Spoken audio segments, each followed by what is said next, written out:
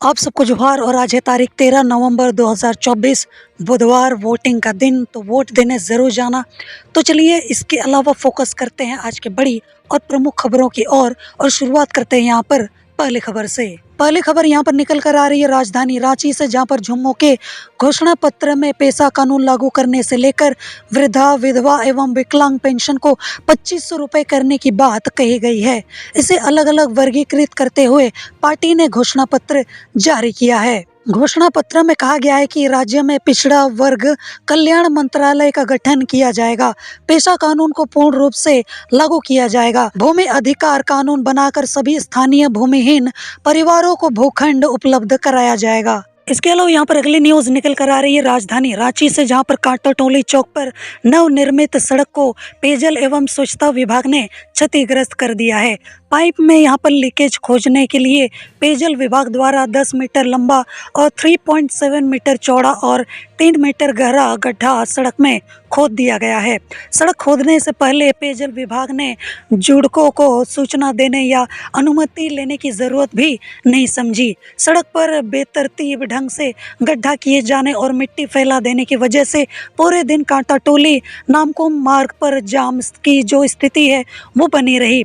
आम लोगों को काफी ज्यादा परेशानी का सामना भी करना पड़ा। और मैं यहाँ पर आपको बताता चलूं कि अक्टूबर महीने में ही मुख्यमंत्री हेमंत सोरेन ने उक्त सड़क का उद्घाटन किया था।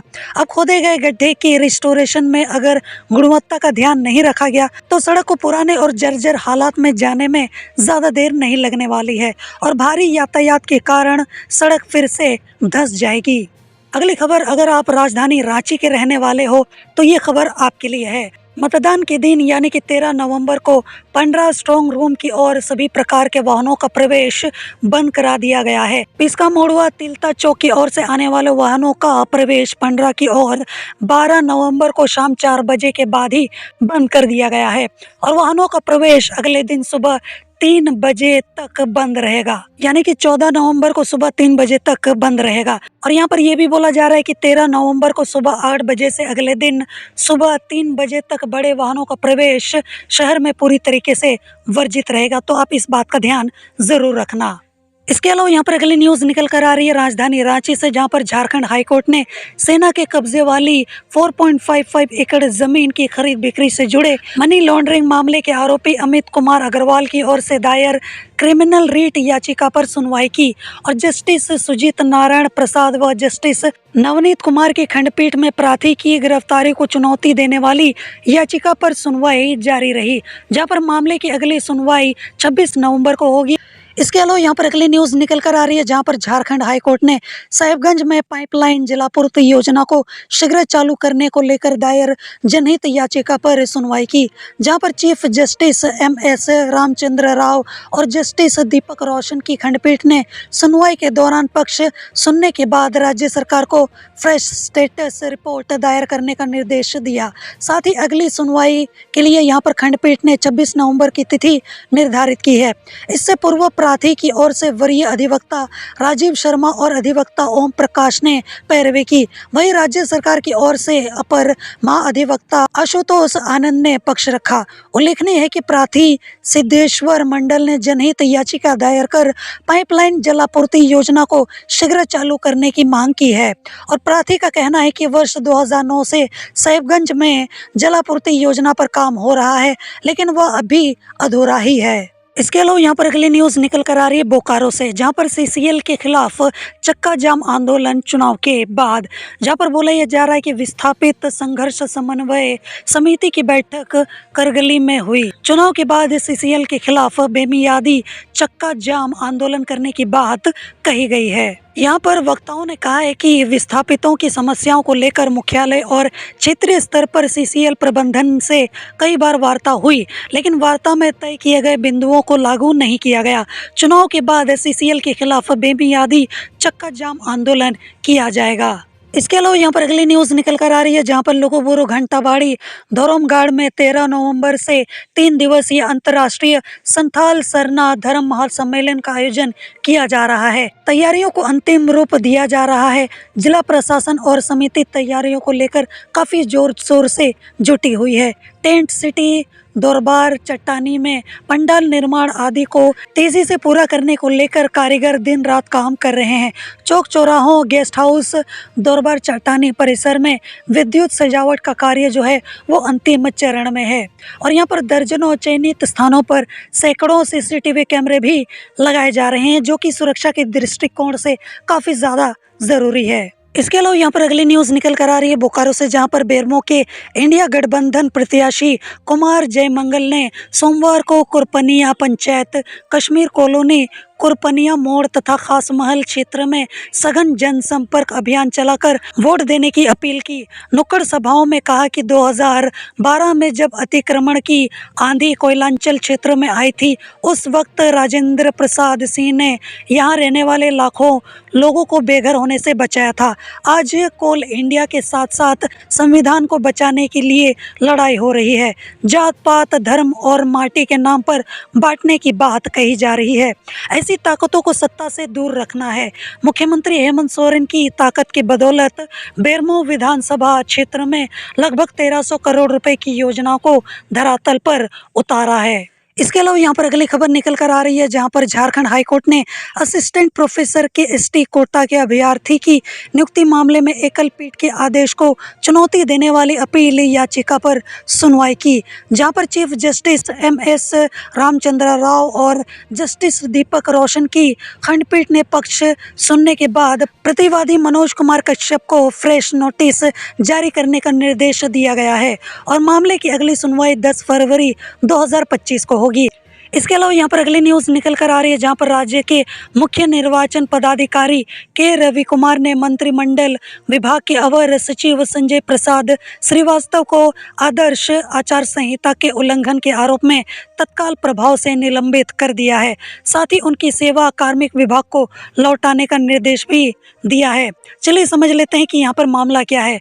तो श्रीवास्तव पर आरोप है कि उन्होंने राज्य निर्वाचन पदाधिकारी के कार्यालय में कांग्रेस पार्टी के नेताओं से बातचीत के क्रम में उनका नाम पूछा और फिर पार्टी बदलने की सलाह दी। इस बात से कांग्रेस कार्यकर्ता नाराज हो गए और हंगामा होने लगा और जिसके बाद मुख्य निर्वाचन पदाधिकारी ने त्वरित कार्रवाई करते हुए उनके निलंबन का आदेश जारी कर दिया। इसके अलावा यहाँ पर अगली न्यूज़ निकल कर आ रही है रांची से, जहाँ पर रांची पुलिस ने स्पेशल ब्रांच के दरोगा अनुपम कश्यप हत्याकांड का खुलासा कर लिया है। डीजल चोरी करने वाले गिरोह के लोगों ने उनकी हत्या की थी।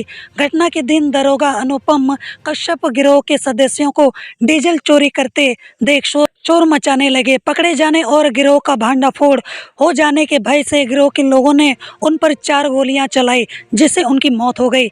2 दिन पहले इस हत्या के लिए बनी एसआईटी को यहाँ पर अहम सुराग मिला और जिसके बाद एसआईटी ने गिरोह के एक सदस्य रातू निवासी संजय सिंह को गिरफ्तार कर लिया। उसकी निशानदेही पर गिरोह के 4 अन्य सदस्य मनोहर कुमार सिंह उर्फ भोला सिंह, गौतम यादव, सुग्रीम सिंह, राजेश महतो उर्फ विनोद और चोरी का डीजल चोरी खरीदने वाले अभिषेक महतो को भी गिरफ्तार किया गया है। इसके अलावा यहाँ पर अगली न्यूज़ निकल कर आ रही है, जहाँ पर रांची सोसाइटी ऑफ जीसस की ओर से इंटर स्कूल एथलेटिक्स मीट चक्रव्यूह 2024 का आयोजन 14 से 16 नवंबर तक खेलगांव स्थित स्पोर्ट्स कॉम्प्लेक्स में होगा और इसमें झारखंड और असम के 4 प्रोविंस के 27 स्कूल के 560 प्रतिभागी यहाँ पर हिस्सा लेंगे। इस वर्ष के आयोजन में लड़कियों और लड़कों दोनों के सीनियर और जूनियर वर्ग के ट्रैक और फील्ड इवेंट्स होंगे। इसके अलावा यहाँ पर अगली न्यूज़ निकल कर आ रही है, जहाँ पर लॉ के क्षेत्र में करियर बनाने की इच्छा रखने वाले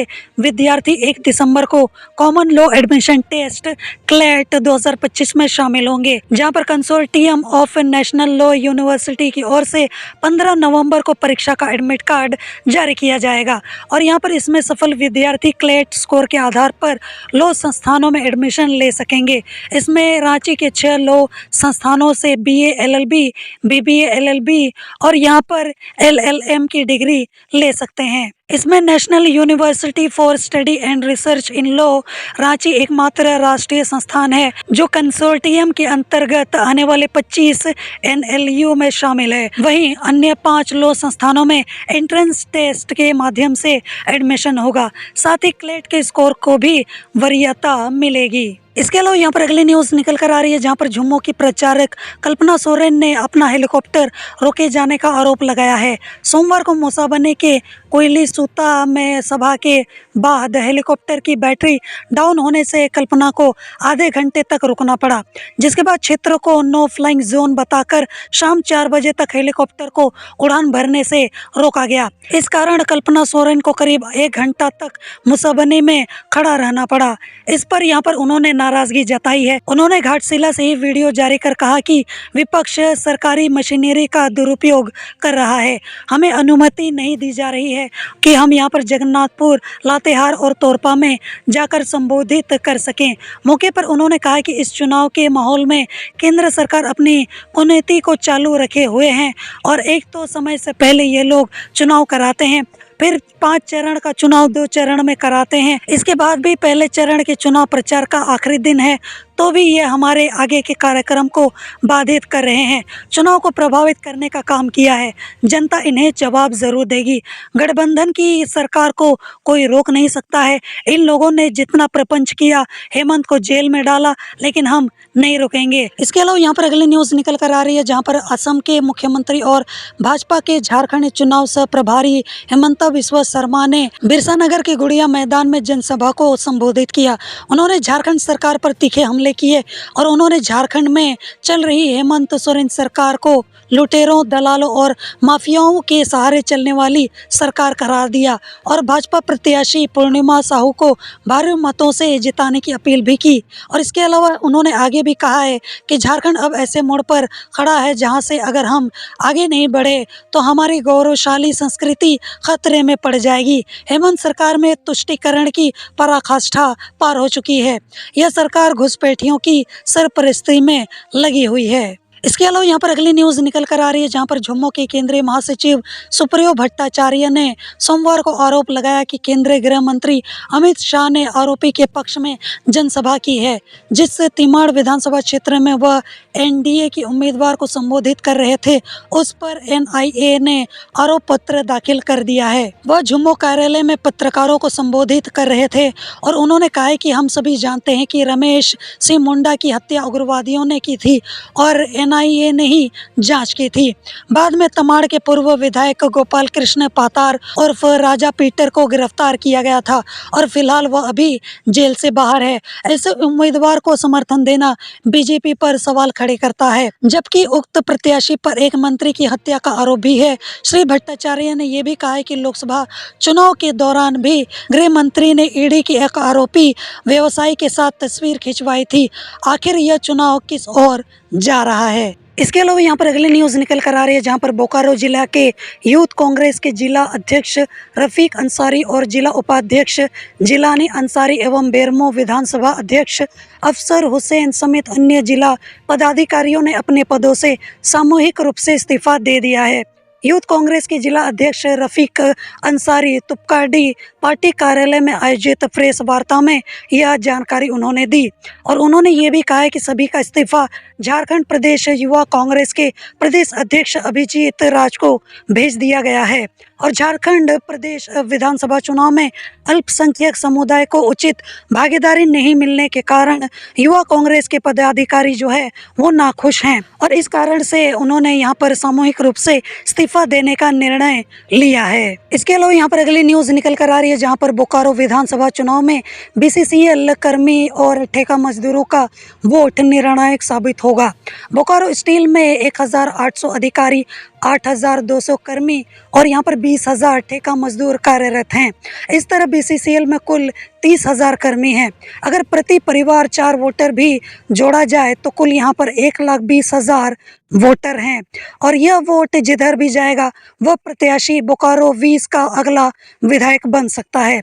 फिलहाल बोकारो 20 से चुनाव में खड़े लगभग सभी प्रत्याशी बीसीसीएल कर्मी और ठेका मजदूरों को रिझाने में जी जान से जुटे हुए हैं और यहाँ पर बोकारो स्टील में भाजपा, कांग्रेस सहित लगभग सभी राजनीतिक पार्टियों की यूनियन है और प्रत्याशी अपनी अपनी पार्टी की यूनियन के माध्यम से प्लांट के अंदर और बाहर कर्मियों के बीच पहुंच रहे हैं। इसके अलावा यहाँ पर अगली न्यूज़ निकल कर आ रही है जमशेदपुर से, जहाँ पर जमशेदपुर पश्चिमी विधानसभा से एनडीए के प्रत्याशी सरयू राय ने चुनाव प्रचार के आखिरी दिन जबरदस्त जनसंपर्क किया। उन्होंने राम जन्म नगर, ग्रीन पार्क, बागे बस्ती, कुमरोम बस्ती, इसके अलावा सुकना बस्ती, बालीगुमा बागान एरिया, सिविल कोर्ट आदि इलाकों में जोरदार तरीके से जनसंपर्क चलाया।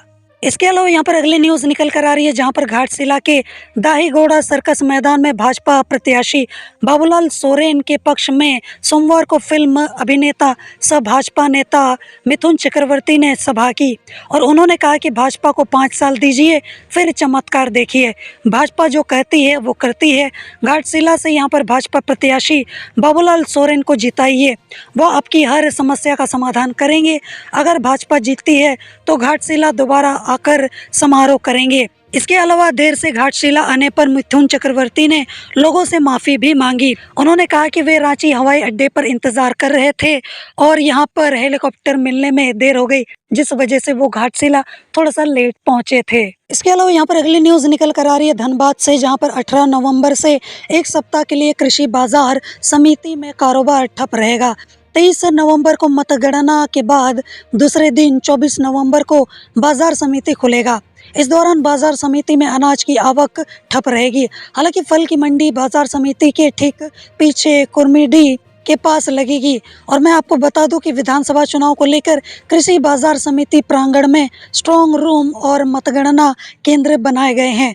18 और 19 नवंबर से ईवीएम का डिस्पैच होगा, तो ऐसे में संभवतः 18 नवंबर से 24 नवंबर तक बाजार समिति का कारोबार ठप रहेगा। इसके अलावा यहाँ पर अगली न्यूज़ निकल कर आ रही है धनबाद से, जहाँ पर लोयाबाद मोड़ पर सोमवार को बाघमारा के कांग्रेस प्रत्याशी जलेश्वर महतो के चुनावी कार्यालय का उद्घाटन चुनाव प्रभारी पूर्व सांसद अधीर रंजन चौधरी ने किया। आयोजित सभा में श्री चौधरी ने कहा कि धनबाद में बीजेपी की बर्बादी तय है। राज्य में गठबंधन की सरकार ने जो वादे किए हैं, जो गारंटी दी है, उन्हें बाघमारा में घर घर आम जन तक पहुंचाए हैं। हिंदुस्तान में घुसपैठियों के नाम पर सबसे ज्यादा शोषण असम में हुआ है और अब वहां के मुख्यमंत्री असम से आकर झारखंड में झूठ फैला रहे हैं। इसके अलावा यहाँ पर अगली न्यूज़ निकल कर आ रही है धनबाद से, जहाँ पर जिला निर्वाचन पदाधिकारी सह उपायुक्त माधवी मिश्रा के निर्देश पर जिले के विभिन्न थाना क्षेत्रों में चल रहे विशेष जांच अभियान के दौरान सोमवार को 36,85,000 रुपये नकद जब्त किए गए। इसमें 28,50,000 रुपये एक टमाटर व्यवसायी के हैं। सोमवार को विभिन्न थाना क्षेत्र और चिरकुंडा चेक पोस्ट में जाँच के दौरान एफएसटी और एसएसटी ने यहाँ पर 36,85,500 रुपये नकद बरामद किए। इसके अलावा यहाँ पर अगली न्यूज़ निकल कर आ रही है, जहाँ पर अपने ससुराल से पत्नी को शुक्रवार की शाम को विदा कर लाने के 11 घंटे के अंदर उसकी हत्या करने वाले ललन पासवान को पुटकी पुलिस बिहार के नवादा जिला के कादिरगंज थाना क्षेत्र के माया बीघा से गिरफ्तार कर धनबाद ले आई। उसकी निशानदेही पर पुलिस ने हत्या में प्रयुक्त साइकिल का गियर, पैडल और बटखरा भी बरामद कर लिया है। इसके अलावा यहाँ पर अगली न्यूज़ निकल कर आ रही है, जहाँ पर धनबाद जिला के झरिया विधानसभा क्षेत्र के जीएल गौड़ा जवाहर लाल नेहरू स्टेडियम में भारतीय जनता पार्टी की विजय संकल्प सभा में अमित शाह ने काफी सारा यहाँ पर भाषण दिया और काफी सारी बातें भी बोली, जहाँ पर केंद्रीय गृह मंत्री ने अपने 15 मिनट के संबोधन में कोयला तस्करी और अपराध के मुद्दे पर हेमंत सोरेन सरकार को खूब यहाँ पर खरी खोटी सुनाई। और इसके अलावा यहाँ पर विजय संकल्प सभा में झरिया से भाजपा प्रत्याशी रागिनी सिंह को जिताने का संकल्प भी लिया। और इस अवसर पर अमित शाह ने कहा है कि झरिया से रागिनी सिंह को भाजपा का विधायक बनाएं और नरेंद्र मोदी के हाथ को मजबूत करें। और इसके बाद यहाँ से कोयला तस्करी, व्यापारियों से रंगदारी और हत्या का साम्राज्य समाप्त कर दिया जाएगा।